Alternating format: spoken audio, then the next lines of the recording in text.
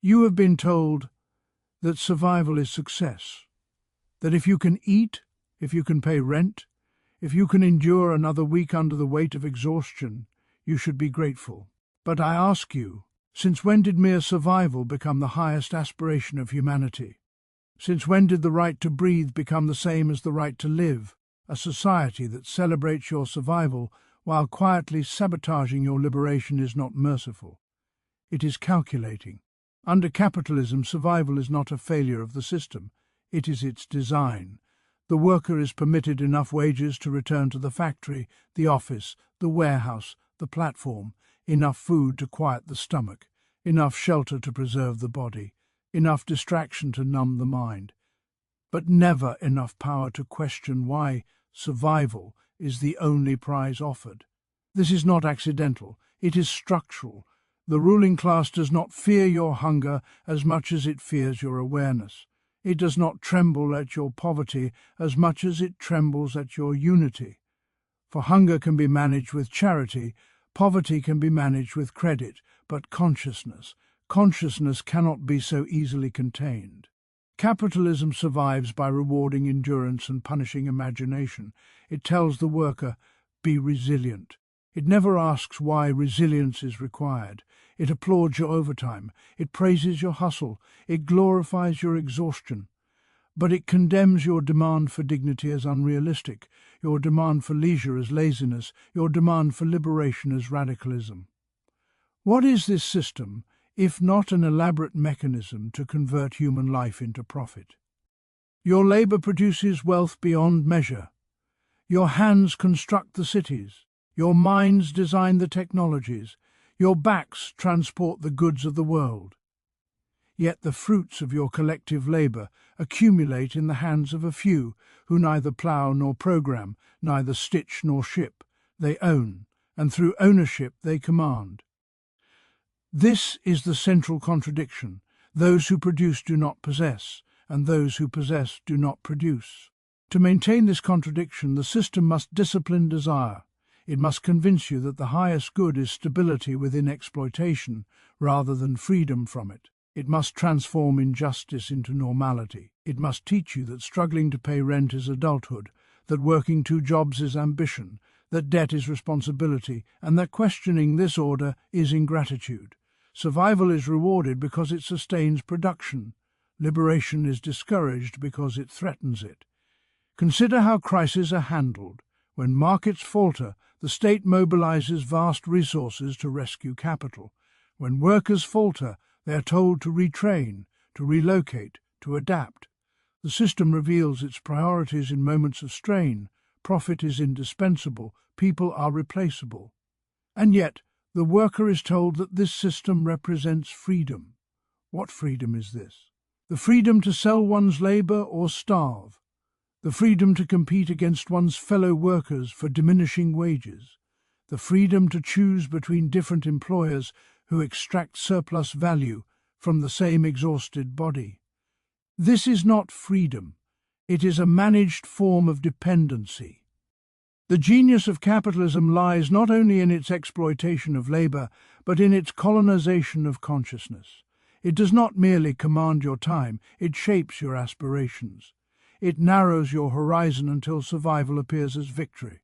It fragments the working class into isolated individuals, each blaming themselves for systemic failures. It transforms collective suffering into private shame. You are made to feel personally inadequate for conditions that are socially engineered. But history does not move by resignation, it moves by struggle. Every right the worker possesses was not gifted, it was seized. The reduction of working hours, the recognition of unions, the abolition of child labor, these were not acts of generosity from the ruling class. They were concessions wrested through organization and collective power. The oppressed have never been liberated by patience alone. Why, then, are you told to be patient now? Because a population, struggling merely to survive, has little energy left to rebel. Exhaustion is political, precarity is strategic. When your mind is occupied with bills and your body with fatigue, you are less likely to scrutinize the architecture of your subordination. Thus, survival is the leash. But within this condition lies a force more powerful than any corporation or state, the collective strength of the working class. The very system that exploits your labor depends entirely upon it. If workers ceased to produce, the engines of capital would fall silent. If the oppressed withdrew their compliance, the palaces of profit would stand empty. You are not powerless. You are organized, only not yet in your own interest. The task before you is not merely to endure, but to awaken, to recognize that your struggles are not isolated misfortunes, but shared conditions, to see that the cashier, the driver, the nurse, the coder, the teacher, though divided by language, nation, and trade, are bound by the same structural exploitation. Unity is not sentiment, it is strategy. When workers understand their common position, competition gives way to solidarity. When solidarity forms, demands become coordinated. When demands are coordinated, power shifts. The ruling class understands this deeply. That is why it invests so heavily in division. It pits citizen against migrant, public against private, skilled against unskilled. It manufactures cultural battles to obscure economic realities. But beneath these divisions lies a simple truth. Those who labor share more in common with one another than with those who profit from their labor. Liberation requires more than complaint. It requires organization. It requires unions strengthened rather than weakened, movements disciplined rather than scattered, political structures accountable to the many rather than financed by the few. It requires the transformation of property relations themselves so that the means of production serve collective need rather than private accumulation. This is not chaos. It is the rational reordering of society according to the principle that human life is worth more than capital. You are told that such transformation is impossible. Yet what is truly impossible is the indefinite endurance of a system built upon inequality. The concentration of wealth intensifies. The commodification of life expands. The environment strains under profit-driven extraction. CRIs multiply. Contradictions sharpen. No system rooted in exploitation escapes its reckoning. The question is not whether change will come, but who will shape it. Will it be shaped by those who cling to survival as the ceiling of human aspiration, or by those who dare to imagine a society where labor is not coerced by necessity, where production is organized for use rather than profit, where education cultivates critical thought rather than obedient workers, where democracy extends beyond the ballot into the workplace itself? When survival is rewarded, liberation is discouraged. But discouragement is not defeat. The history of the world is the history of class struggle. From the ancient slave to the medieval serf to the modern wage laborer, oppression has always generated resistance. The ruling class has always declared its dominance eternal, and yet every epoch has witnessed its undoing. You stand within such a moment. Refuse the narrow horizon of survival. Refuse to measure your worth by productivity alone. Refuse the narrative that your suffering is natural and your dreams excessive. Recognize in your daily struggle not a private burden, but a shared condition. Organize in your workplaces. Educate in your communities. Agitate against injustice. Demand not crumbs, but control. Demand not charity, but power. For the chains that bind you are not forged by fate, they are forged by social relations, and what has been constructed by human hands can be dismantled by them. Workers of the world, you have survived long enough. Now you must dare to be free. Survival under capitalism is structured maintenance, not true freedom. The system does not collapse when the worker is tired, indebted, anxious, or constrained. It collapses only when the worker ceases to function within the narrow boundaries assigned to them. What is preserved is not the flourishing of human life, but the continuity of production. Wages are calibrated not to liberate the worker from necessity, but to return them to work the next day. Housing is provided at a cost that binds the individual to employment. Healthcare is commodified so that illness becomes both a personal crisis and a market opportunity. Education is shaped to produce skills demanded by capital rather than consciousness capable of questioning it. Each institution interlocks with the others to ensure that survival is possible, but independence is rare. This is not the accidental outcome of an otherwise neutral system. It is the logic of a structure in which the means of production are privately owned and operated for profit. When labor power becomes a commodity, the worker must sell their capacity to work in order to live. The exchange appears voluntary, yet it is coerced by material reality. One may choose among employers, but one cannot choose whether to participate at all without risking destitution. Freedom in this context is reduced to the freedom to submit under slightly varied conditions. The market presents itself as a realm of opportunity while concealing the fact that the majority enter it with no property except their own labor. The wage form disguises exploitation by presenting compensation as equivalent exchange. Yet the value created by the worker exceeds the wage received. The surplus is appropriated by the owner. This surplus value accumulates as profit, interest, and rent concentrating wealth in fewer hands, while the many remain dependent on continued employment. Survival is sustained because the worker receives enough to reproduce their labor power. But liberation is obstructed because the structural conditions that generate dependency remain untouched. The system must allow subsistence. It cannot allow autonomy that would undermine its need for compliant labor. The culture surrounding this arrangement reinforces it. Success stories are amplified to suggest universal possibility, while structural barriers are reframed as personal shortcomings. The individual is told that discipline and perseverance will yield upward mobility, even as statistical realities demonstrate persistent inequality.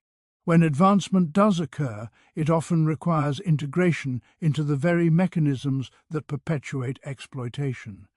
The promise of escape functions as a stabilizer, encouraging competition among workers rather than solidarity. In this competition, each person strives to secure a slightly more comfortable position within the hierarchy, rarely questioning the hierarchy itself. Precarity plays a central role. Temporary contracts, fluctuating hours, and debt obligations generate a state of constant alertness. Anxiety becomes normalized. This instability ensures that workers remain focused on immediate survival rather than long-term transformation. Energy that might be directed toward collective organization is consumed by the effort to manage daily uncertainties. Structured maintenance operates through this calculated balance, enough security to prevent revolt born of absolute despair, enough insecurity to prevent the confidence required for rebellion. The politica. Sphere reflects the same constraints. Formal rights coexist with economic compulsion. One may vote, speak, and assemble, yet economic dependence limits the practical exercise of these freedoms. The threat of unemployment disciplines speech in the workplace. The necessity of income shapes political choices. Public policy frequently prioritizes market stability over social welfare, revealing the alignment between state power and capital accumulation. When crises emerge, interventions often aim to restore profitability rather than transform underlying relations. Survival of the system takes precedence over liberation of its participants. Even leisure is absorbed into the cycle. Entertainment industries monetize rest, turning recovery into consumption. Time away from work becomes preparation for returning to work. The imagination, shaped by advertising and media, is directed toward purchasable experiences rather than structural change. Desire is channeled into commodities. Dissatisfaction is soothed by acquisition. The possibility that dissatisfaction might signal a need for systemic transformation is displaced by the suggestion that a different product will suffice. To describe survival as structured maintenance is to recognize that it serves a function beyond individual well-being. It maintains the workforce, maintains demand for goods, maintains social order. True freedom would imply control over the conditions of production, democratic determination of economic priorities, and distribution organized around human need rather than profit. Such freedom would challenge the concentration of ownership and the extraction of surplus value. It would require collective power capable of redefining property relations and reorienting institutions towards shared flourishing. Under capitalism, however, the horizon is deliberately narrowed. The worker is encouraged to aspire to stability within the existing framework rather than to question the framework itself. Survival is presented as achievement. Endurance is framed as virtue. The exhaustion of millions becomes the silent foundation upon which wealth accumulates, and the normalization of this exhaustion secures the continuation of a system that confuses the persistence of life with the presence of liberty. Economic inequality is systemic, rooted in ownership of the means of production. It does not arise from accidental misfortune, nor from differences in talent or effort alone, but from a structured arrangement in which a minority controls the tools, factories, land, technologies, and financial institutions upon which all must depend. Ownership determines power. Those who own decide what is produced, how it is produced, and for whom it is produced. Those who do not own must sell their labor in order to survive. From this fundamental division flows the persistent imbalance that defines capitalist society. The means of production are not neutral instruments, they are social levers. When concentrated in private hands, they allow their owners to appropriate the surplus created by workers. Labor transforms raw materials into commodities of greater value, yet the worker receives only a wage equivalent to a portion of that value. The remainder accumulates as profit, expanding the wealth of the owner and reinforcing their command over future production. This cycle repeats daily, embedding inequality into the ordinary functioning of the economy. The disparity between wage and surplus is not a deviation from the system's logic, it is its engine. Competition among capitalists further intensifies concentration. Those who control larger resources can invest in technologies that increase productivity, undercut rivals, and absorb smaller enterprises. Over time, ownership consolidates into fewer hands, producing monopolies or oligopolies that dominate entire sectors. Meanwhile, workers remain dependent on wages, often with diminished bargaining power as options narrow. The structural tendency toward concentration ensures that inequality is reproduced and magnified across generations. Inheritance deepens this divide. Wealth accumulated through surplus extraction is transmitted to descendants, granting them access to education, networks, and investment opportunities unavailable to the majority. Thus, inequality is not only systemic in the present, but self-perpetuating over time. The children of owners inherit not merely money, but structural advantage. The children of workers inherit dependence on wages. Social mobility, while possible for some, does not alter the foundational pattern that links ownership to dominance. Financial systems reinforce these dynamics. Banks and investment institutions allocate capital according to profitability rather than social need. Projects promising higher returns attract funding, while essential services lacking immediate profitability struggle for support. In this way, ownership of capital shapes the development of entire regions and industries. Communities without profitable prospects experience neglect, unemployment, and decay, not because the IR needs are insignificant, but because they do not align with the imperatives of accumulation. Economic inequality thus manifests geographically as well as individually. The state, far from existing outside this structure, often stabilizes it. Legal frameworks protect private property and enforce contracts that secure surplus extraction. Tax policies, subsidies, and regulatory decisions frequently favor large owners, justified in the name of economic growth. When crises threaten major corporations or financial institutions, public resources are mobilized to preserve them, revealing the alignment between political authority and concentrated ownership. Workers, by contrast, encounter austerity, reduced services, or appeals to personal responsibility. The asymmetry of response underscores the systemic character of inequality. Ideology obscures these mechanisms. The narrative of meritocracy suggests that wealth reflects individual virtue and poverty individual failure. This narrative diverts attention from ownership structures and locates inequality within personal attributes. Yet even the most industrious worker cannot accumulate wealth comparable to that generated by ownership of productive assets. Effort without ownership yields wages, ownership without labor yields profit. The distinction is structural, not moral.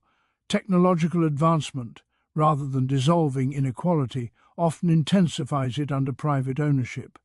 Innovations that increase productivity can displace workers or compress wages, while profits from efficiency gains accrue primarily to owners and shareholders. The promise that technological progress will benefit all depends on how its fruits are distributed. When the means of production remain privately controlled, progress translates into greater accumulation at the top and heightened insecurity below. Globalization extends these relations across borders. Capital moves freely in search of lower labor costs and weaker regulations, while workers face restrictions on mobility. Multinational corporations leverage disparities between nations to maximize profit, creating a hierarchy of exploitation on a global scale. Wealth concentrates in financial centers, while peripheral regions supply labor and resources under conditions shaped by external ownership. International inequality mirrors domestic inequality, both rooted in control over productive assets. To understand economic inequality as systemic is to recognize that charity, isolated reforms, or individual advancement cannot dismantle its foundations. As long as ownership of the means of production remains concentrated, the extraction of surplus and the accumulation of wealth will persist. Redistribution may soften extremes, but it does not alter the core relation between owner and worker. The structure reproduces itself through daily transactions, legal protections, cultural narratives, and inherited advantage. A transformation of inequality therefore requires a transformation of ownership itself, a reconfiguration of who controls production and for what purpose.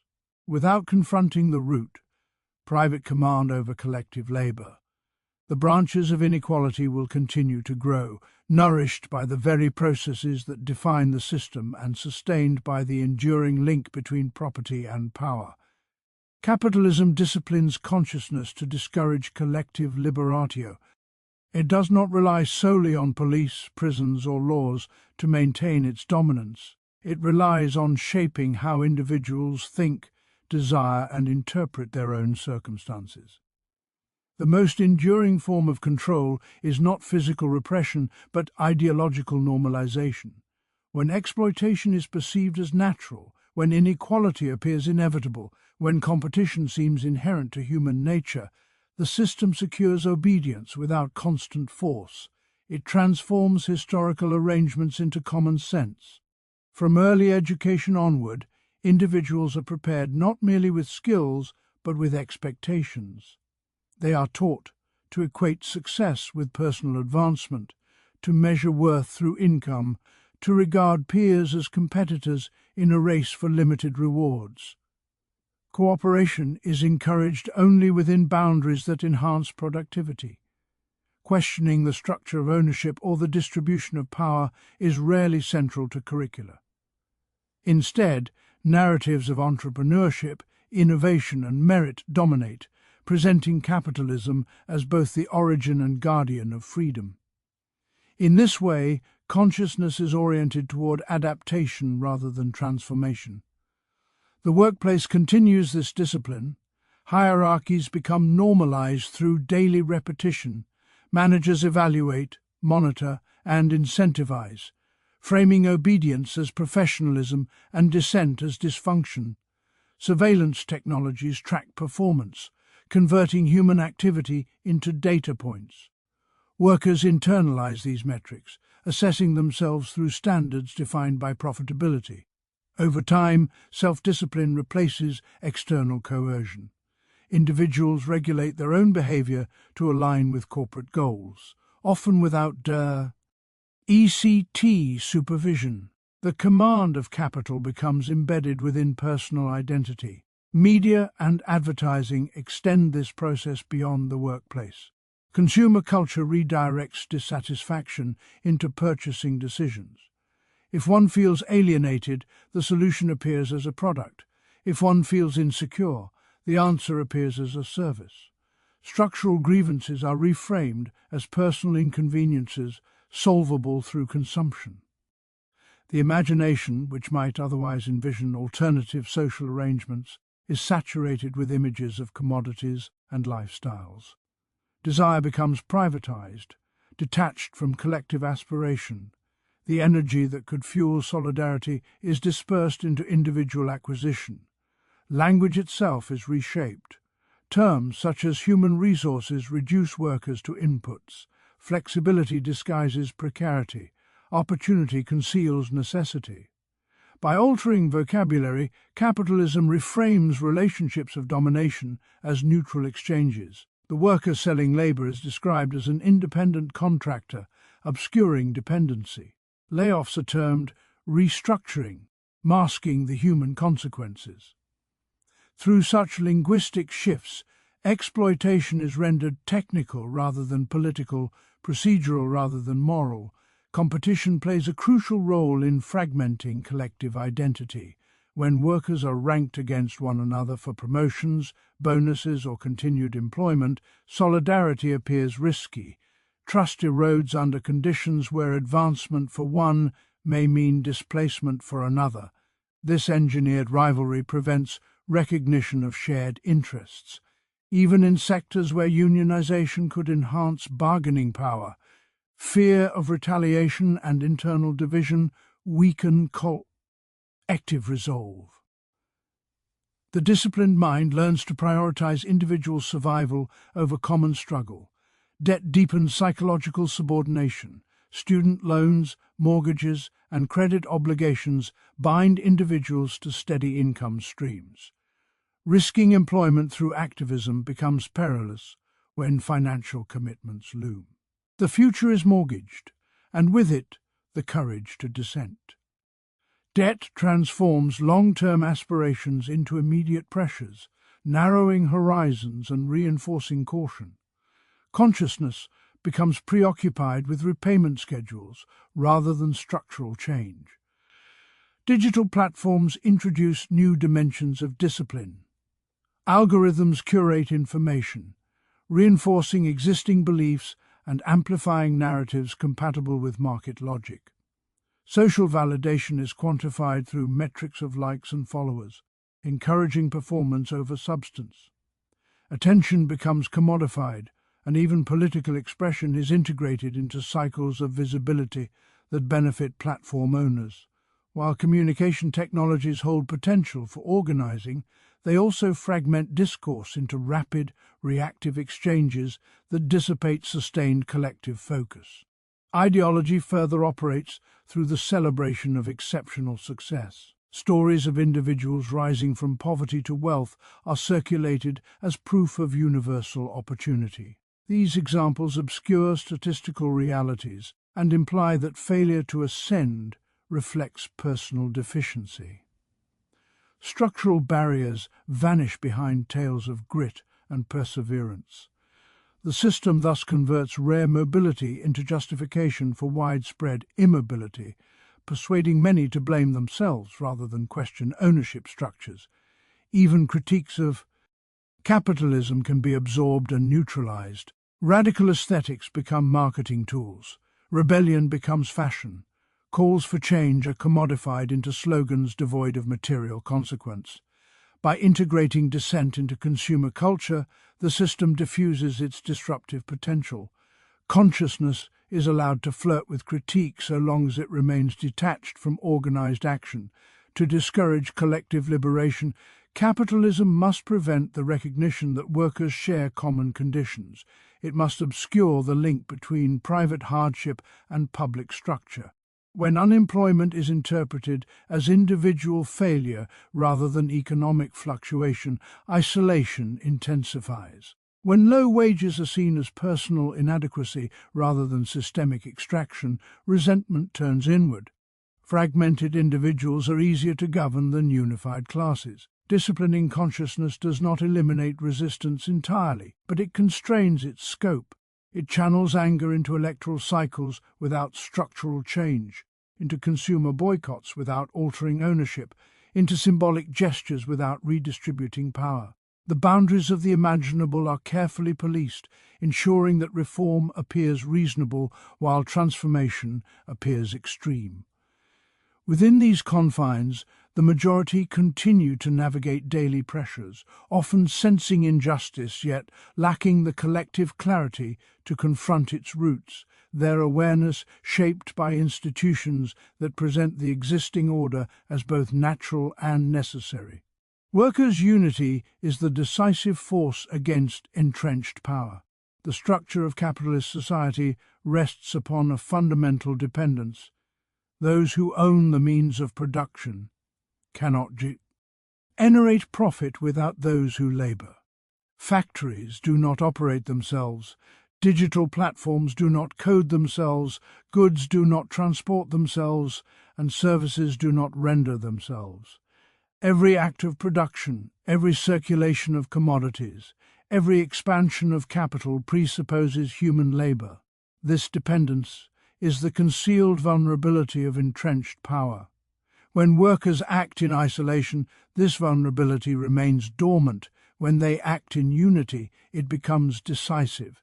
Entrenched power sustains itself through division. It fragments workers by trade, by region, by race, by nationality, by gender, by contract status. It cultivates distinctions between permanent and temporary, skilled and unskilled, citizen and migrant, salaried and hourly. These divisions are not incidental, they are strategic. By encouraging competition among workers, capital ensures that grievances remain individualized and bargaining power diluted. A divided workforce negotiates from weakness, each segment fearing replacement by another. Unity disrupts this arrangement by transforming scattered complaints into coordinated demands. The wage relation itself reveals the potential of collective strength. Individually, a worker confronting an employer possesses limited leverage. The threat of dismissal or replacement looms large. Yet when workers collectively withhold their labor, the balance shifts. A strike interrupts production, halts profit, and exposes the dependence of capital on labor. The power of the strike lies not merely in protest, but in economic disruption. It makes visible what is ordinarily concealed, that the flow of wealth originates in collective work. Historical gains secured why workers were achieved not through appeals to benevolence, but through organized struggle.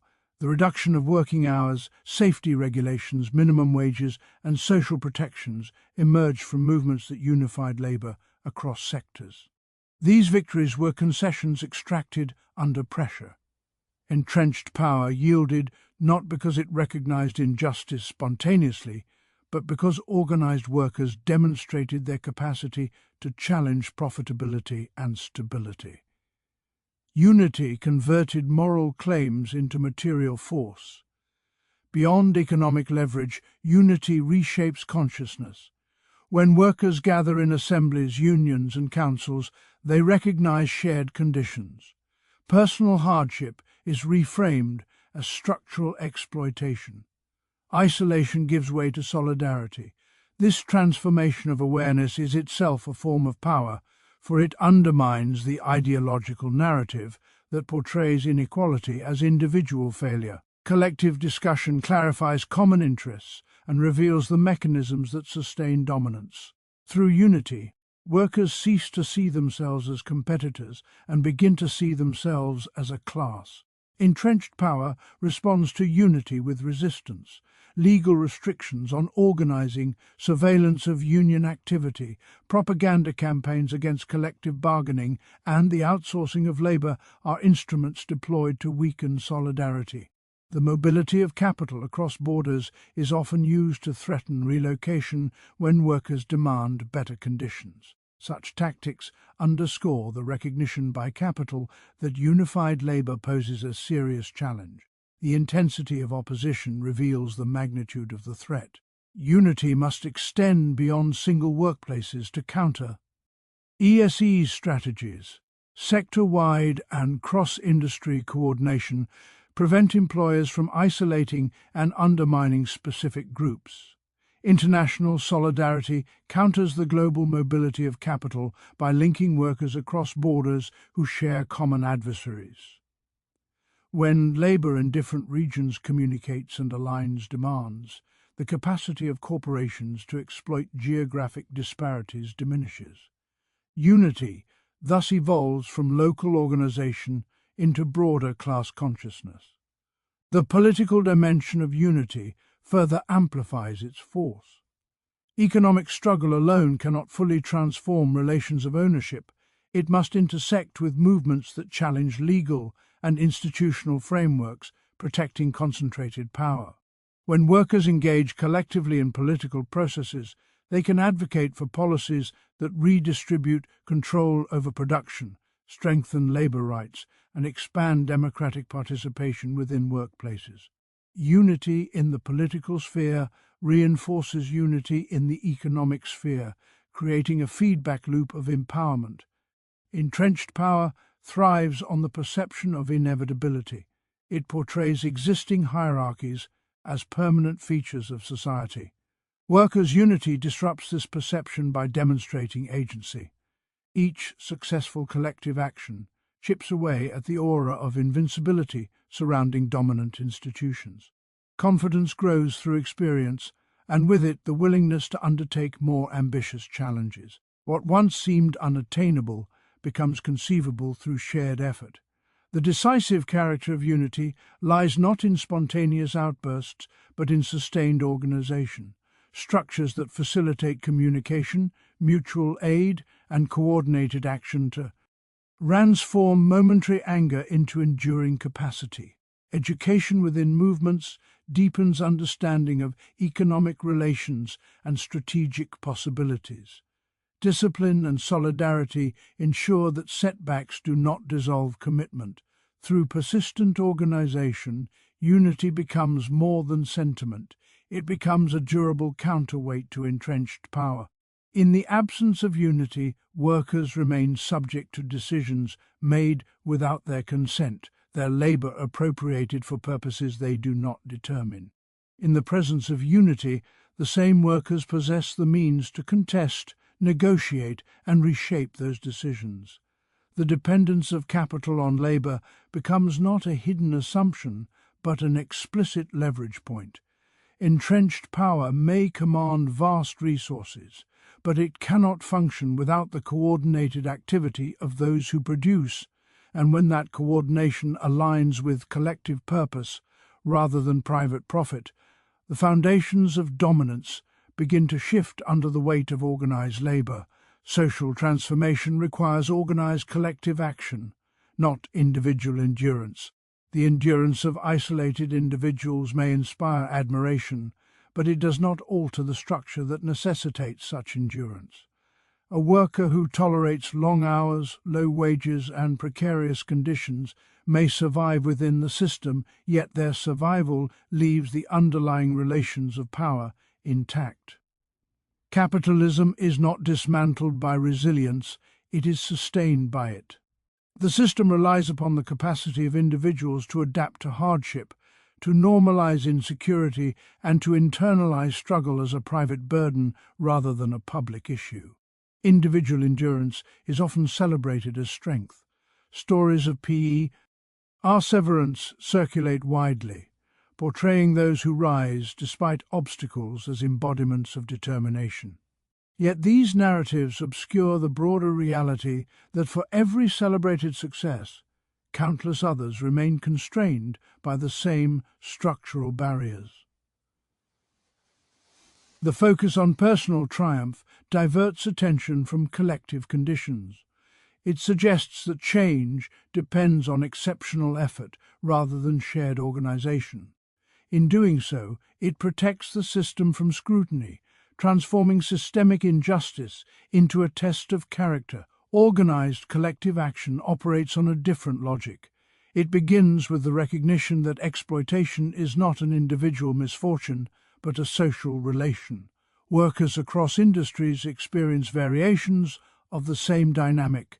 Their labor generates value, yet control over that value rests elsewhere. Tenants face rising rents not because of personal failure, but because housing is commodified. Communities confront underfunded services not because they lack virtue, but because resources are allocated according to profit rather than need. When these experiences are understood as interconnected, the necessity of collective response becomes clear. Organization provides the structure through which scattered grievances become coordinated demands. Without organization, anger dissipates. It manifests in isolated complaints, brief protests, or personal withdrawals. With organization, grievances are articulated, strategies debated, and actions synchronized. Unions, councils, cooperatives, and political movements serve as vehicles for this coordination. They transform discontent into leverage by aligning individual voices into a collective force capable of negotiation and disruption. Collective action also redefines power. In isolation, a worker confronting an employer risks termination. In unity, workers can negotiate from strength or withhold labor altogether. The capacity to disrupt production exposes the dependence of capital on labor. Similarly, organized tenants can resist unjust evictions more effectively than isolated households. Communities acting together can demand public investment, environmental protections, and democratic accountability. The decisive element is not the intensity of individual conviction, but the scale and cohesion of collective participation. Endurance adapts to existing conditions, organization seeks to alter them. The difference is strategic. Endurance assumes that hardship is permanent and must be managed. Organization assumes that hardship is constructed and can be dismantled. This shift in assumption changes the horizon of possibility. Instead of asking how to survive within exploitation, collective action asks how to eliminate exploitation itself. It moves from coping to transforming. The ruling order often encourages individual solutions precisely because they leave structural arrangements undisturbed. Self-improvement, entrepreneurship, and personal branding are promoted as pathways to advancement. While these pursuits may benefit some, they cannot resolve systemic inequality. For each individual who ascends, the broader hierarchy persists. The means of production remain privately controlled, surplus continues to be extracted, and decision-making authority remains concentrated. Collective action challenges these foundations by targeting ownership, governance, and distribution at the root. Social transformation requires sustained effort beyond spontaneous mobilization. Organization must be durable, capable of withstanding repression, co-optation, and internal division. Education within movements strengthens clarity about objectives and methods. Democratic participation within organizations fosters commitment and accountability. Solidarity across sectors and identities counters attempts to fragment resistance. Through these processes, collective action acquires resilience that surpasses individual endurance. Political engagement forms another dimension of organized transformation. Laws, regulations, and public institutions shape economic life.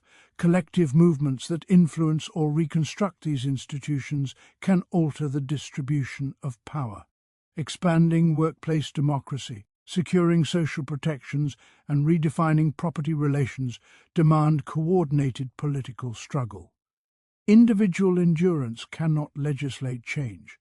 Organized constituencies can. Collective action also transforms consciousness. Participation in shared struggle reveals common interests and shared strength. Fear diminishes when individuals recognize that they are not alone. Hope becomes grounded in practical experience rather than abstract aspiration. The act of organizing educates participants about the mechanisms of power and the possibilities of resistance. Through engagement, individuals cease to view themselves merely as subjects of economic forces and begin to see themselves as agents capable of shaping them. Entrenched systems persist because they channel dissatisfaction into private coping mechanisms. Social transformation emerges when dissatisfaction converges into public, organized challenge. The structures that govern production, distribution, and governance were created through historical processes. They are neither natural nor immutable. Altering them requires a force proportionate to their scale. That force arises not from solitary perseverance, but from coordinated collective determination aimed at restructuring the very foundations upon which inequality and exploitation rest. When survival is praised as achievement, when exhaustion is mistaken for virtue, when inequality is explained away as destiny, the system appears immovable. Yet beneath this surface of normalization lies a truth that no ruling class can erase. All wealth is born of labor, and all power that stands above the people rests upon their continued compliance. You have been taught to endure. You have been instructed to compete. You have been encouraged to adapt. But you were never meant to remain confined within the narrow boundary of survival. The very conditions that press upon you, precarity, exploitation, alienation, are not signs of personal inadequacy. They are evidence of a social order built upon extraction and maintained through division. To recognize this is the first rupture in the illusion. Capitalism disciplines consciousness so that you doubt your collective strength. It fragments you so that you forget your shared position. It rewards your endurance so that you postpone your liberation. But history does not belong to systems, it belongs to those who move them. Every institution that appears eternal was once constructed. Every hierarchy that claims inevitability was once imposed. What has been built through organized power can be dismantled through organized power. The choice before you is not between comfort and chaos. It is between passive survival within structures that diminish you and conscious participation in reshaping those structures. Individual resilience may preserve your life, but only collective action can transform its conditions. The worker standing alone negotiates from fear. The worker united with others negotiates from strength. The oppressed divided are manageable. The oppressed organized are unstoppable. Let no one persuade you that liberation is impractical, while exploitation is realistic. There is nothing realistic about a system that concentrates abundance in the hands of a few while the many struggle for necessities. There is nothing practical about an order that exhausts human beings and the earth in pursuit of endless accumulation. What is truly rational is a society in which production serves human need, in which labor is dignified and democratically directed, in which freedom extends beyond the marketplace into every sphere of life. You have survived long enough under conditions you did not choose. Survival kept you alive. Unity will make you powerful. Do not merely adapt to the world as it is. Organize to create the world as it must become.